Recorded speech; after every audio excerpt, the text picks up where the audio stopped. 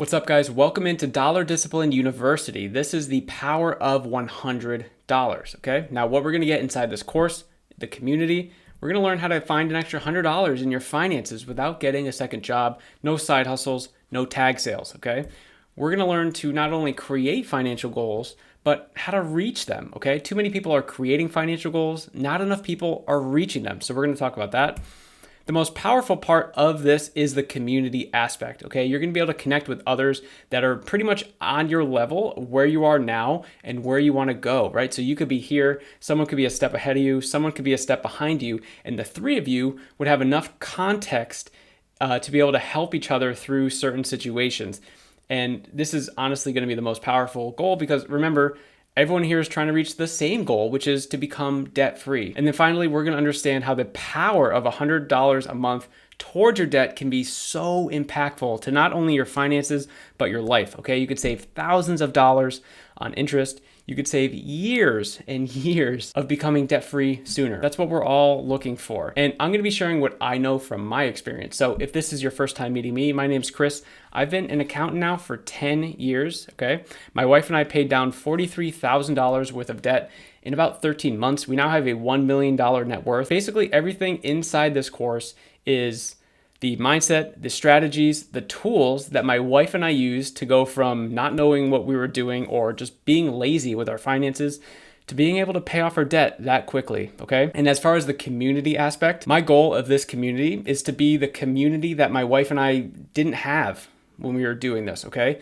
We had each other, yes, but we felt pretty lonely because no one else in our life, our family, our friends, no one was really going on this journey with us. And we didn't know who to turn to. And we ended up not doing a lot of the social events that our family members and our friends were doing that cost money because we were being so intentional and we didn't know how to tell them what we were doing and why we were doing it. So we just kept like lying. We were saying that we were sick.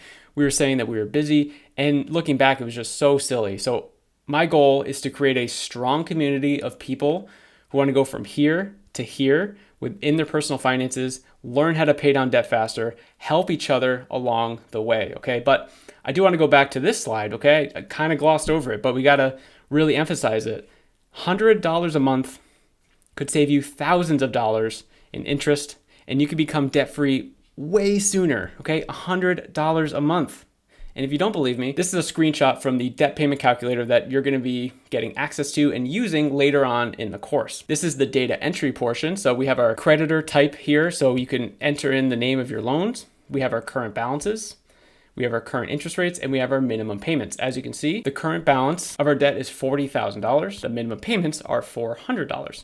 Now this screenshot is the calculator portion of the debt payment calculator. So let's assume that if our minimum payments are $400, this monthly payment, that's how much we're gonna be paying towards our debt. So we're gonna be paying the minimum, only $400.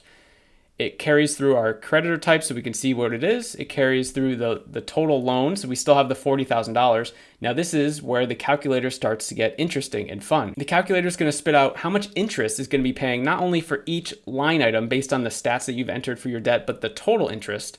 It's going to show us how many months it's going to take us to pay off that debt. And then it's going to show us the month associated with the, how long it's going to take us. So the most exciting part of the debt payment calculator is down here. And this is what we're going to be playing around with a lot. So in this example, we're only paying our minimum payments, okay? And we have $40,000 in debt. So if you're thinking to yourself, okay, I have $40,000 in debt. If you're using this example, you actually have $83,000 in debt because you're forgetting about the interest that you have that's due based on the length of how long you're having the debt. And I'm recording this video in November 2024, okay? So our debt-free date based on just paying our minimum payments is April 2042, so 18 years, right? If we're actually serious about paying down our debt, we have to do better than 18 years. Now, what would happen if, say, we added, I don't know, the power of $100 to this? So now, instead of $400 a month, we're making $500 payments a month. Now, let's see the difference. This is fun. We still have our same information, our same creditor debt type here. We still have our same loan balance here. It still totals $40,000. But now look at the interest. An extra $100, we saved a lot of money. Now it's down to $20,000.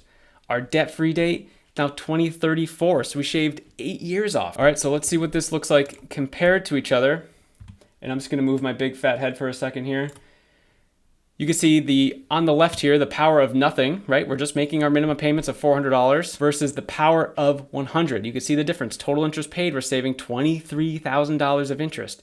The debt-free date, we saved 8 years of being in debt just from an extra $100 a month, guys. Like, both of those are just tremendous. I really want to focus on the 8 years though, okay? So think about how old you are today. So for me, I'll go through this exercise. I'm 35, okay? So 8 years ago, I was 27. Think about the person that you were back 8 years ago, the money that you had, the goals that you had.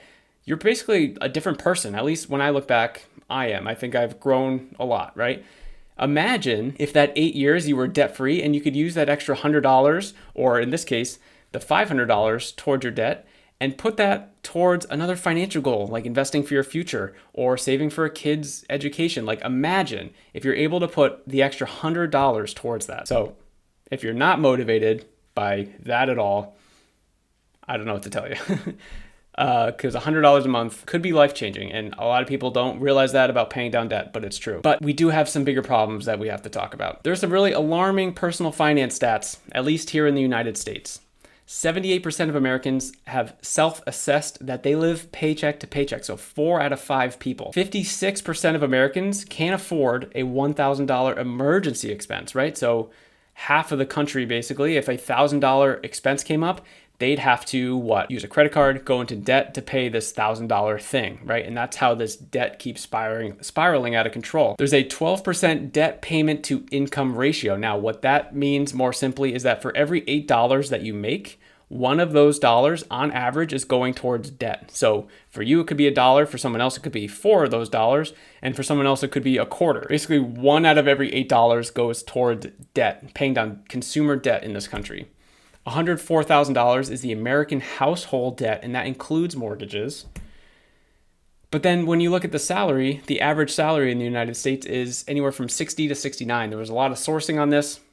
This was the best range that I found. But just looking at this, I don't know, like the math ain't mathin' for me, right? So we gotta dig a little deeper. This was a survey that was done earlier this year in 2024, where they wanted to figure out the population that, thought that they were paycheck to paycheck. That's where I got some of these stats from before. But also dig a little deeper and see why? Why do you think you're living paycheck to paycheck? So this survey asked the people that are living paycheck to paycheck or said that they're living paycheck to paycheck, give me the top 3 reasons why you think you're living paycheck to paycheck, okay? So they talked to a lot of people, right? A lot of different generations here, but I want to focus on these. I want to focus on the reasons. Now there's 9 reasons here, and we're going to go through them. But the good news for you is that 8 of them are solvable, okay? Some of them more than others, but they're all solvable, which is great, okay? So we're going to go through these right now, one by one. High monthly bills, that's solvable. Now, I don't know exactly what this means, but I'm going to take an assumption here that someone has life expenses that exceed the income that they have in their household. That's just kind of simply what that means to me. Half the people chose this across all generations. So this is an issue that everyone's having. And I think it's just that having more expenses than your income can really help. And that's why they're living paycheck to paycheck. Solvable. The next one, lack of budgeting and financial planning. Well, budgeting is a skill. Financial planning is a skill.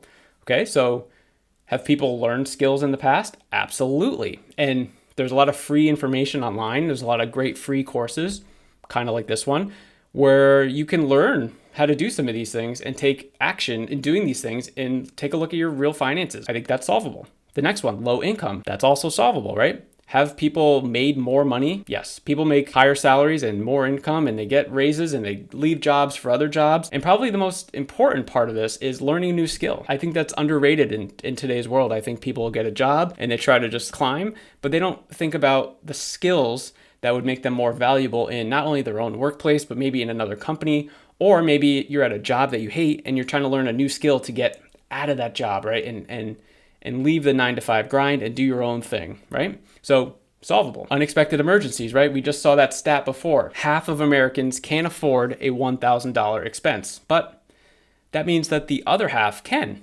So that's pretty solvable. To me, it just means that the people that can't make the $1,000, it's probably a combination of a couple things, maybe low income, maybe it's the lack of budgeting. You have no plan. When something comes up, you just you have no money to pay for it. I think we need to start thinking that we're just going to have expected emergencies. We can't call them unexpected emergencies anymore, right? Everyone has expected, like they're expected at this point. So let's make a plan for it, and that's solvable. Increase in cost of living. This one has a little more friction, right? Because this could mean having to move. Like maybe the area that you live is really expensive, but again, a lot of times like where you live is a choice. You don't have to live there. And I'm not, saying you got to move. That's a lot of friction. Another way to do it is, reduce your expenses. You could increase your income. You'll find that increasing your income or reducing your expenses could help in most of these, okay? So it's solvable. Social pressures. Very solvable. This is probably the dumbest one on the list. Stop trying to keep up with the Joneses, as they say, and just do what you can do. Don't try to live someone else's life. Live your life. And if you're not happy with what's going on, again, learn a new skill. Try and be more valuable in the workplace or whatever. Social pressures, very solvable. Medical expenses. This was the one that I don't think is that solvable. Now, you could go down the rabbit hole of like, well, you could diet, exercise, blah, blah, blah. But we know that obviously there's certain things that it's probably not up to the person. We don't have to dig into that, but that's probably not solvable and understandable. Financially supporting family members. I'm saving, that's solvable. Now, without the context of knowing what that means, does that mean, are people talking about their kids? Are people talking about their third cousin that they're loaning money to? But at the end of the day, this is just a solvable thing. Either if it's the third cousin, just, stop giving that person money. If it's your kids, it's like the same thing as all the other ones. It's, you got to have a plan. Are you able to increase your income? Are you able to reduce your expenses? Are you just able to be more intentional with where your money's going? And that word intentional, you're going to hear that a lot during this course, okay? And then debt. Is that solvable? Oh yeah, the power of $100, you better believe it's solvable. And I'm not going to go through that. That's going to be the entire course, right? But wait, there's more. And I promise this course is not about charts and graphs, okay? It's just information that I need you to see to sort of hopefully change your mindset on some of this money stuff, okay? This chart is the personal savings rate from the year 2000 to 2024. So down here are the years. And on this axis is the percent of income that Americans allocated towards a savings goal or like a financial goal, right? And I think it's safe to say, here's 5%. I think it's safe to say throughout most of this period, 5% is like the average, right? So the early 2000s, we're hovering around 5, it dips down for a little bit, then it scoots past 5, and now we're up creeping over 5, and then it shoots back down to 5. And then, out of nowhere, this thing in 2020 happened. Do you guys know what happened in 2020? Oh, right. It was that global pandemic thing. This peak here is April 2020. And we all know that the end of March, April were like the prime time of this global pandemic. Everyone was locked at home. I don't need to tell you what happened, right? Everyone went through that. But here's why everything around money is a choice. Now, you might think of the global pandemic as not really a choice, and it wasn't. We all kind of had to stay home, but in terms of our money, we had choices, right? So in April 2020, what happened? We couldn't go out as much. We couldn't live the life that we normally left. We were stuck at home. And some people got a little extra money to sort of help them through the situation. Those happened in March and April as well. So a little more money and a little less things to buy. And in April of 2020, this shot up to 32%. Now, it was a choice. It was a forced choice. But we still had options to spend, like the World Wide Web. That thing never shuts down, okay? You could have bought this fancy couch from your favorite furniture store. You could have put that money towards a home gym. You could have bought all this, stuff to improve your house. Do a renovation. But people were like, no, I'm going to save it. It's a choice. There's no other way for me to really think about it. You had less opportunities to spend money, so people saved it. And now, not everyone won during this period, of course. Like people lost their jobs, their homes, a lot of bad things happened, of course. But the people that were intentional with their money, they saved it. And I promise this is the last graph, but the two kind of overlay each other. This is the personal consumption from 2000 to 2024. Basically, this is a fancy way of saying how much stuff did we buy, okay? So this is the years down here. And up here, it's how much money we spent in billions of dollars. And I kind of hate when charts do this because it's 10,000 billion, which basically is trillion. Okay, so look at this as 6 trillion, 8 trillion, 10 trillion, etc. So what happens here? It basically just kind of always steadily goes up, up, up, up, up. And then what happened here? We have the same time frame, right? Interesting. So when this thing happened, people spent less money. Now, when we compare the two, the top is the savings, the bottom is the spending. Interesting. When spending goes down, saving goes up. That's a pretty unique concept, right? All I'm trying to show you with this is that what you do with your money is a choice. It might not feel like it, but I want you to use this frame to think about like how intentional you're being with your money. Are you just spending it because that's part of your life? Are you spending it because you have to? You have to be more intentional, because here's what's happening, right? We talked about how the average savings was, we'll call it 5%. Even after all this stuff happened, we dipped back down. And then now, like the end of 2023, 2024, we're back to this 5% thing, right? But look what happens with the spending. It just keeps going up. Like the spending is going up. We all have more options to buy things. We all have more places to buy things. It's easier to buy things. We get things way sooner than we used to. Everything about buying stuff is way more convenient. So how come we haven't made it convenient for us to reach our financial goals, to save money, to pay down debt, whatever the thing is? That's what I'm trying to get across to you, okay? So I hope I've connected the dots with you on that. And I hope that that made a ton of sense. And as we're going through the stats and the mindset stuff, I kind of hope that you did feel a little pain. And I wanted you to feel like I was talking to you, because I was. And one of the goals of this course, one of them, is that you have to understand that no one should or will care more about your personal finances than you do, which is great though, because that means you're the only person that can fix it. And if you say that more simply, you are in control. You're in full control. But if you're sitting there still blaming your finances on the government, crypto, inflation, your neighbor, Starbucks, a political party, the grocery store, your bank, TikTok, the weather, retail therapy, girls' night out, hey, Candy Crush, taxes, your parents' cost of living, Amazon sports betting, your boss' social media, then this course will absolutely not be for you. Because every time you point your finger at something else or someone else, you got 3 pointing back at you, right? 1, 2, 3. You should try it for yourself. This course and this community, I only want it to attract the people that are willing to look at themselves in the mirror, no matter what happened in the past, what they didn't do, what they did do, what they should have done. It doesn't matter. All that matters is you're ready to do it now, and you're ready to take action for your future, your family's future.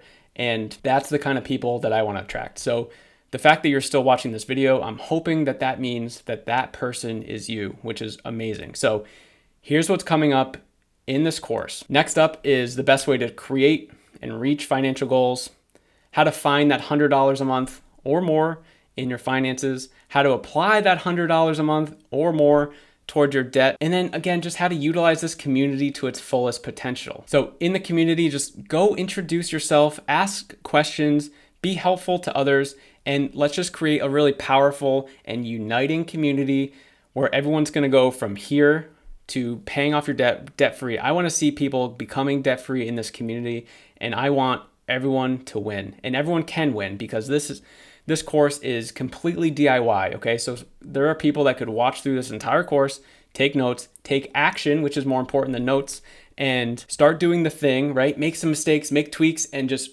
figure it out, and just change their mindset and change how they look at money, and change the process of how they're doing their money. If you're not budgeting, then like you got to change your mindset. You got to just, everything's got to change.